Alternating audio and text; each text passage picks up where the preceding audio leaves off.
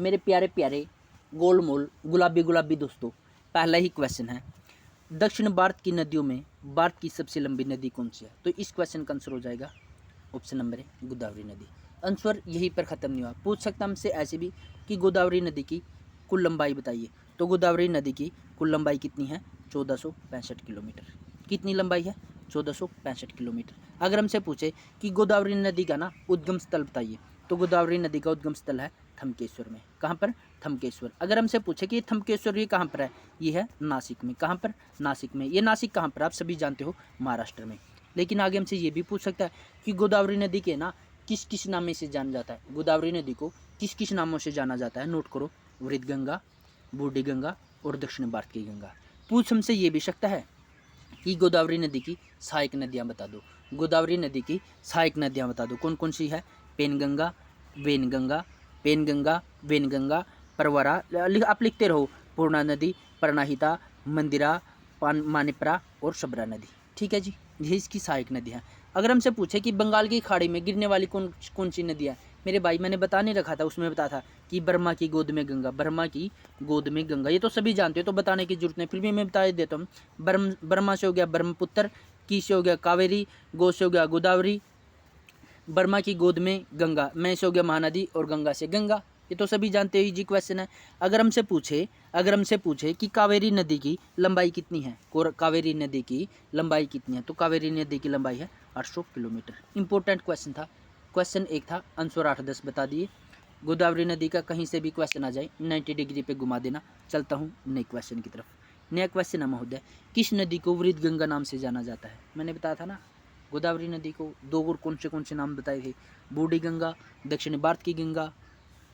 आओ फिर, पेन गंगा किसकी सहायक नदी है? अभी बताया था गोदावरी नदी की। और कौन कौन सी इसकी सहायक नदी बताई थी? वैनगंगा बताई थी, परवरा बताई थी, पूर्णा नदी बताई थी, प्रणाहिता बताई थी, मंदिरा बताई थी, मानेपरा बताई थी और शबरी नदी बताई थी। है कि नहीं? बताओ, बताई थी या नहीं बताई थी? चलो आओ, कावेरी नदी का उद्गम स्थल कौन सा है? ब्रह्मगिरी की पहाड़ी से। कितनी किलोमीटर बहती है ये? इसकी लंबाई कितनी है? 800 किलोमीटर। कहाँ से कहाँ तक बहती है अगर हमसे पूछे, तो 800 किलोमीटर तो बहती है। कहाँ से कहाँ तक? कर्नाटक में, तमिलनाडु और पांडिचेरी। मेरे भाई क्वेश्चन यहाँ से एक और बनता है कि जो कावेरी नदी है, इसका जो वाटर डिस्ट्रीब्यूट होता है कौन से राज्यों के बीच होता है? तो कर्नाटक और तमिलनाडु के बीच है ना, इसका वाटर डिस्ट्रीब्यूट होता है। ठीक है, इसका वाटर डिस्ट्रीब्यूट होता है। चलता हूँ नए क्वेश्चन की तरफ।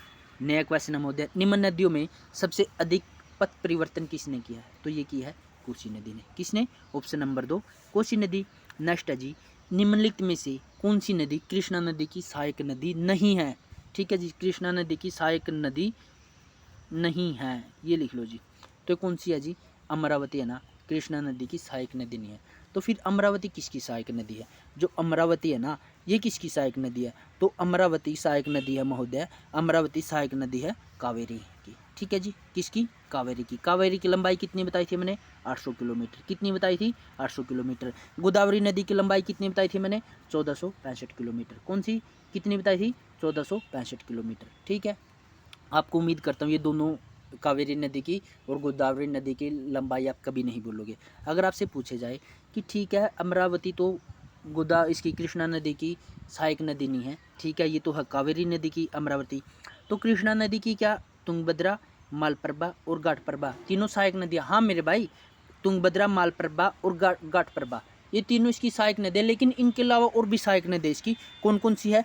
कोयना, भीमा, थरला, वरना, मुंशी, दुग्ध गंगा। ठीक है जी, दुग्ध गंगा। ठीक है, चलो फिर आओ, नया क्वेश्चन है, लूनी नदी किस में गिरती है? इंपॉर्टेंट क्वेश्चन है, फिर कह रहा हूँ मैं, कौन सा क्वेश्चन है? डंडोबाम क्वेश्चन है। लूनी नदी किस में गिरती है? ये गिरती है कचकरण में। ठीक है, गिरती तो है ही कचकरण में, लेकिन इसकी उद्गम स्थल कहाँ पर है? इसकी उत्पत्ति कहाँ से होती है? इसकी उत्पत्ति होती है महोदय जी अरावली पर्वतमाला से। कहाँ से? अरावली पर्वतमाला से। अगर हमसे पूछे कि जो अरावली पर्वतमाला है इसमें कौन सी जगह से? इसमें होती है अजमेर से। कहाँ से? अजमेर से। ठीक है, एक बार फिर बता रहा हूँ मैं, लूनी नदी की उत्पत्ति अरावली पर्वतमाला में अजमेर से होती है, गिरती है कचकारण में। ठीक है, बाद में अगर अरावली पर्वतमाला की करता हूँ तो विश्व की सबसे पुरानी पर्वतमाला कौन सी है? अरावली पर्वतमाला। इसका विस्तार कहाँ से कहाँ तक है? अरावली पर्वतमाला का विस्तार है दिल्ली से गुजरात तक। कहाँ से? दिल्ली से गुजरात तक। दिल्ली में कहाँ से इसका विस्तार है? रायसीना हिल से। कहाँ से? रायसीना हिल से। हाँ जी, हाँ, ये वही रायसीना हिल है जहाँ पर क्वेश्चन हमसे ये भी पूछ सकता है कि भारत के राष्ट्रपति भवन दिल्ली में कहाँ पर बनाया है, तो कहाँ पर बनाया है? ये रायसीना हिल से। ठीक है जी। उसके बाद अगर मैं फिर अरावली पर्वतमाला की बात करता हूँ तो अरावली पर्वतमाला को क्या कहा जाता है? खनिजों का म्यूजियम। क्या कहा जाता है? खनिजों का म्यूजियम, यानी कि म्यूजियम ऑफ मिनरल। ठीक है जी। अगर हमसे पूछे नेक्स्ट क्वेश्चन क्या है? क्षेत्रफल के आधार पर भारत का सबसे छोटा राज्य कौन सा है? क्षेत्रफल के आधार पर भारत का सबसे छोटा राज्य कौन सा है? आप कहोगे गोवा। ठीक है। अगर ऑप्शन में गोवा ना हो तो फिर कौन सा सबसे छोटा राज्य था? टेंशन मत कर, सिर्फ एक बात बताऊंगा और आप कभी नहीं भूलोगे। तो क्षेत्रफल के आधार पर भारत का सबसे छोटा राज्य कौन सा है? आपको जीएसटी याद है ना? ठीक है, जीएसटी के पीछे लगा देना एन, यानी कि जी से तो होगा गोवा, अगर गोवा ना हो तो एस से हो गया सिक्किम, अगर सिक्किम भी ना हो तो टी से होगा त्रिपुरा, अगर त्रिपुरा ना हो तो फिर हो गया नागालैंड। बस। अगर मैं आपसे पूछूं कि जीएसटी भारत में कब लागू हुआ? 1 जुलाई 2017 को। ठीक है। अगर मैं आपसे पूछूं कि जीएसटी जम्मू कश्मीर में कब लागू हुआ, इस क्वेश्चन का आंसर आप कमेंट में देना। ठीक है जी। आओ फिर मेघालय का अगर किसे कहा जाता है, मेघों का अगर किसे कहा जाता है, मेरे मुंह से पहले ही आंसर निकल गया, मेघालय को। ठीक है जी। मेघालय की राजधानी क्या है? शिलोंग में अगर मैं पूछूं असम राइफल का हेडक्वार्टर कहाँ पर है? शिलोंग में। सबसे ज़्यादा वर्षा कहाँ होती है? मेघालय में कौन सी जगह? मानसीराम में। चेरापूंजी। चल ठीक है। आओ फिर नए क्वेश्चन की तरफ। नए क्वेश्चन आपके लिए, पूर्व का स्कॉटलैंड किसे कहा जाता है? और मैं फिर कहता हूँ 95% बच्चे इसको गलत करेंगे। आंसर इसका सही क्या है आप कमेंट में देना। उम्मीद करता हूँ आपको ये वीडियो अच्छी लगी होगी। मिलते हैं एक नए कंटेंट के साथ नई वीडियो में। Thanks for watching wifi 4G। जय हिंद दोस्तों। ठीक है ना? जय हिंद दोस्तों, जय हिंद मेरे गोल साथ।